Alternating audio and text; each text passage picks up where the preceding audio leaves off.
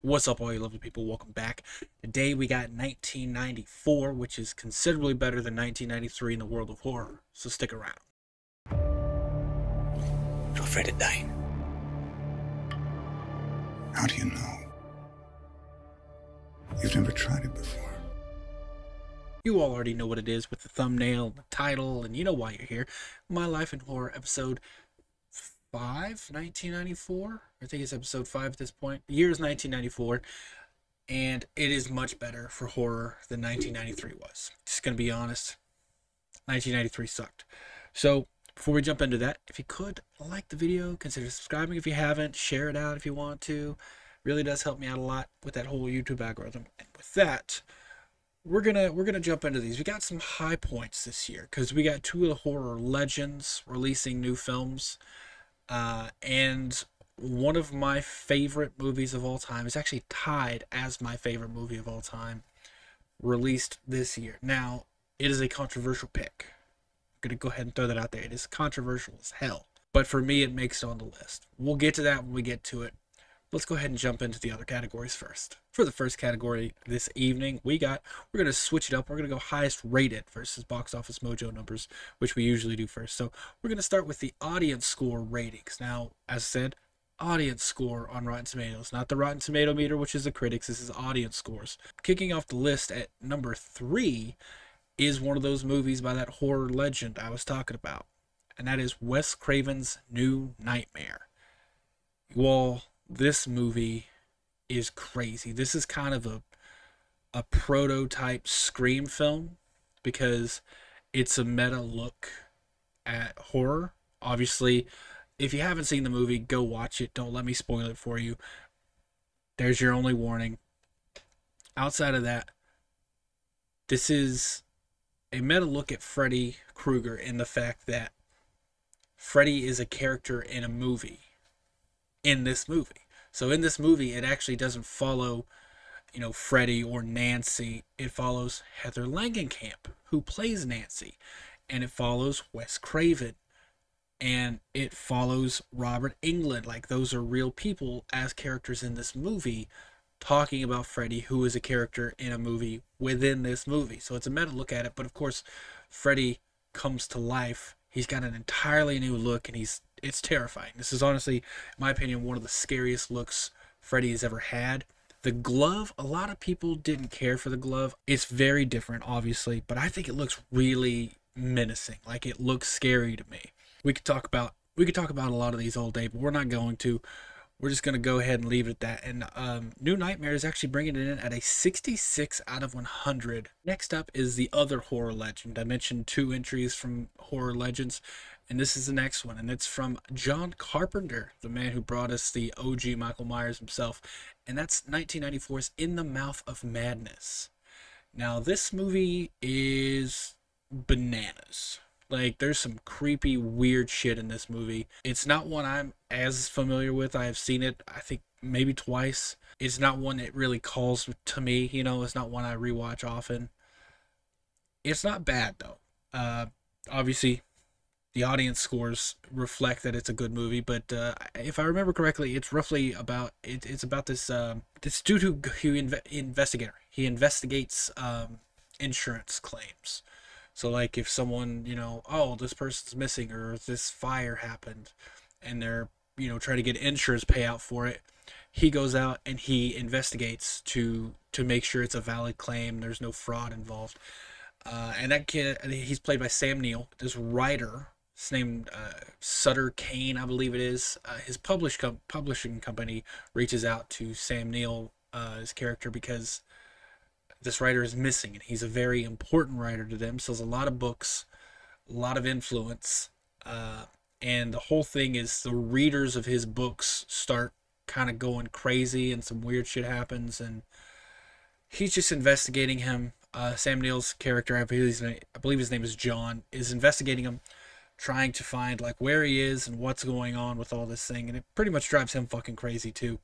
But as I said, it's not one that really calls to me. I think, John Carpenter, obviously this is a good movie. As I said, audience scores reflect that this is a good movie.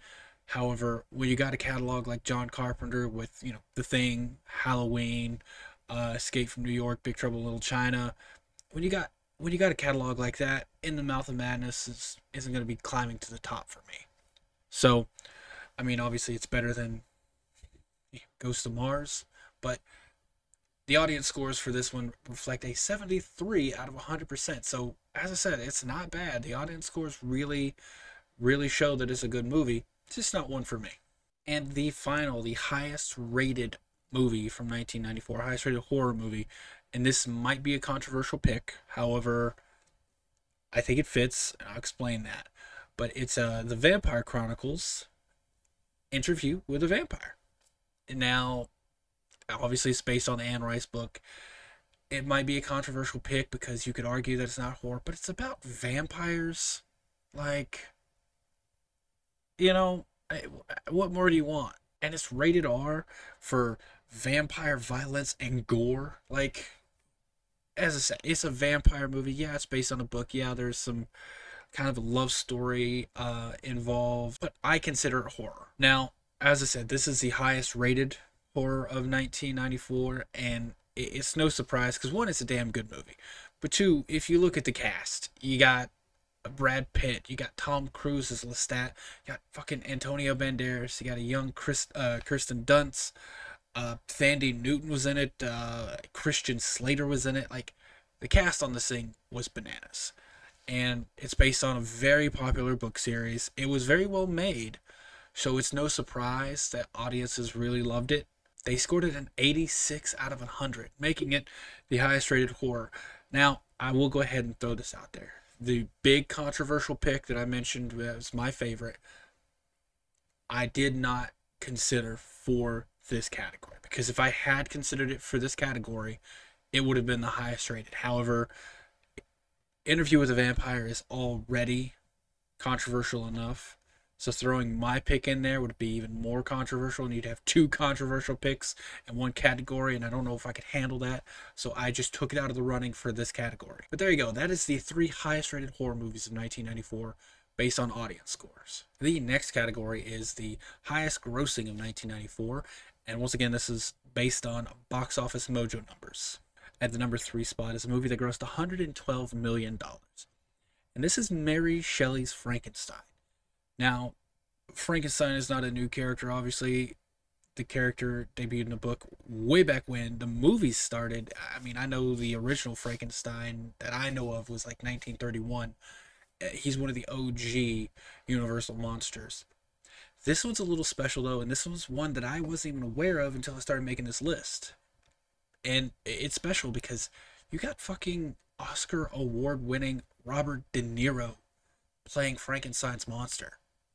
Like, that's fucking crazy to me. I had no idea that Robert De Niro ever played the creature. I think he's referred to as the creature in the movie, not the monster. But you also have Kenneth Branagh as Victor Frankenstein. You got Helena Bonham Carter in there. You got John Cleese. It's a big movie. And I wasn't even aware that it existed. You know, obviously Robert De Niro has had a very long and active career in movies, but this is something that I guess he's had so many other big things that this is one that just never gets talked about. And in terms of ratings, I don't think it was like the biggest out there, but it was still a big movie. As I said, brought in 112 million, securing the number 3 spot for 1994. And at the number 2 spot, we got another horror movie starring an Oscar-winning actor in the lead role, and that's Wolf. Now, I will say this is a movie I haven't seen. I didn't get around to watching it for this review. I should have, but I just didn't have time. And it stars Jack Nicholson. I had no idea Jack Nicholson was ever in a werewolf movie, but he is. And maybe I'm just behind the times on this thing, but maybe y'all have heard of it. It did pretty well at the theaters. But yeah, Jack Nicholson starring in Wolf.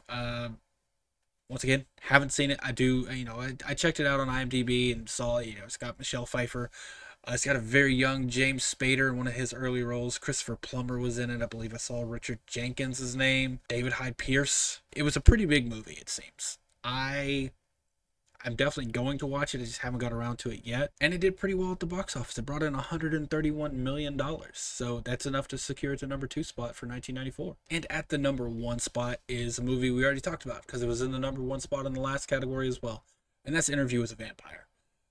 There's a reason this movie did so well in terms of box office. Because if you look at the draw, yeah, it's horror, but it's like horror light, you know, it does have those other elements. It's not like really dark, you know, torture porn, slasher type horror.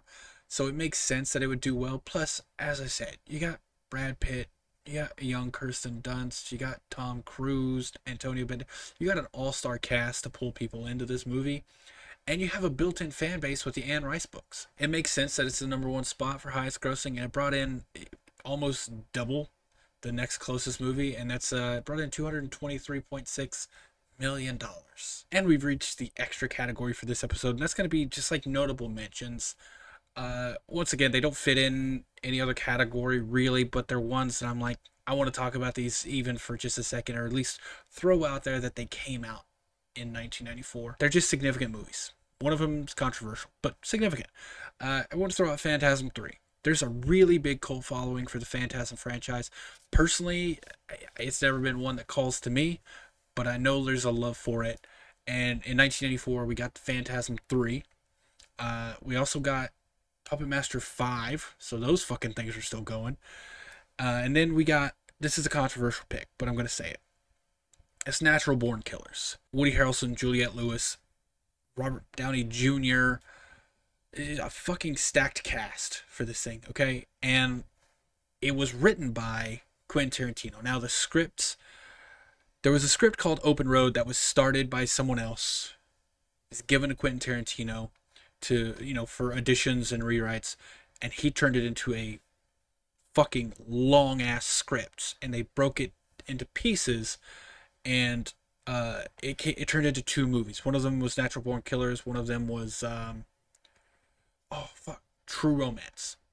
Christian Slater. I was like, I could see the poster, I could see Christian Slater, but I couldn't remember. It's the big long script was turned into Natural Born Killers and True Romance. It's controversial. One might say it's not horror, but man, it's fucking violent. It's bloody.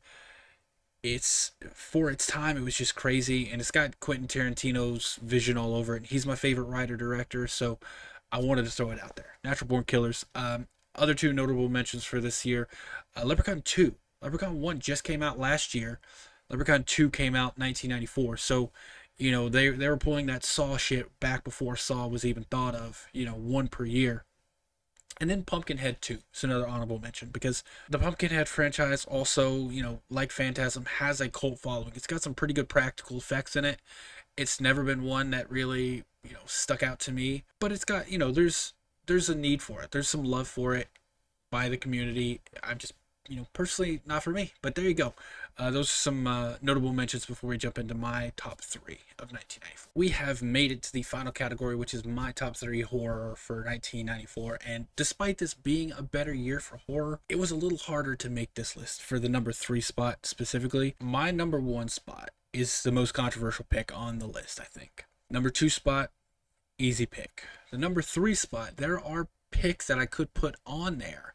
However, they're just not, you know, like In the Mouth of Madness, for instance, could be the number 3 spot. It's a good movie, but it's not my favorite, you know? So when I picked the number 3 spot, I was like, I guess, like, out of these, this one is my favorite, you know, based on these criteria. So this was a little harder to pick the number 3 spot. And kicking off that number 3 spot is Leprechaun 2. I talked about it a little last week. Leprechaun is a guilty pleasure franchise of mine. I enjoy them. I think they're so much fun. But they're not great movies. I will openly admit they're not great movies. And number 2 has some weird shit, like Trying to Find a Bride and, you know, getting sneezes off without saying God bless you. And it's just weird shit. Like, just weird shit. But I just find Warwick Davis's performance as the Leprechaun is just so funny to me. And it's got some very creative kills. There's just a lot to it that I really enjoy. So over all the other things that came out this year, at the number 3 spot is going to be Leprechaun 2. And at the number 2 spot, no surprise, Wes Craven's New Nightmare.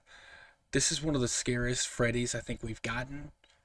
Plus, you get to see Wes Craven himself in these movies. It was kind of a prototype meta film, which we know where Wes Craven went with the meta horror later. At number 2, there's not much more to say about it. It's Wes Craven's New Nightmare. And at the number 1 spot, the most controversial pick, and that is The Crow. It is tied for my favorite movie of all time, and the other one that it's tied with is not even close to horror, so I'm not going to mention that right now. Controversial because some people say it's not horror at all. It's got a lot of dark gothic elements. It's got some very disturbing violent sequences in it. I mean, the whole reason that he comes back is just, it's a dark movie. It's a beautiful movie, but it's a dark movie. And even the fucking, if you don't know, which most people do, even the story of making the film turned out to be a dark story with what happened to, the tragedy that befell Brandon Lee during making it. It's a beautiful film. There's so much to it. Might not fit into horror for some people, but for me, it's got enough elements that I put it up there, and I love it. As I said, I've said it so many times already. It's tied for my favorite film of all time. There's not much more to say about it other than that. If you don't think it's horror, I'm sorry. I'm putting it in the horror category. When I saw that it came out this year, I'm like, there's no way I'm not talking about The Crow. So there you go. There's my number 1, my favorite horror of 1994, The Crow. All right, everyone. Thank you so much if you've stuck around this far. Once again, if you could like the video, consider subscribing if you haven't. Tell your friends, whatever you can do, it really does help me out. If you want more content, I have recently started a Patreon with some Patreon exclusive videos, stuff that I can't really put on YouTube, like live full-length first time reactions to shows. I'm doing Chucky right now. I'm going to be starting up a couple other shows. Those live reactions will only be on Patreon due to copyright reasons. So if you'd like to do more, like to support me, see more of this ugly mug, the link from Patreon will be in the description. Other than that, 1995 will be out next year. Thanks so much for watching all the way to the end. Love you all. Have a great, safe weekend. Oh. I hate goodbyes.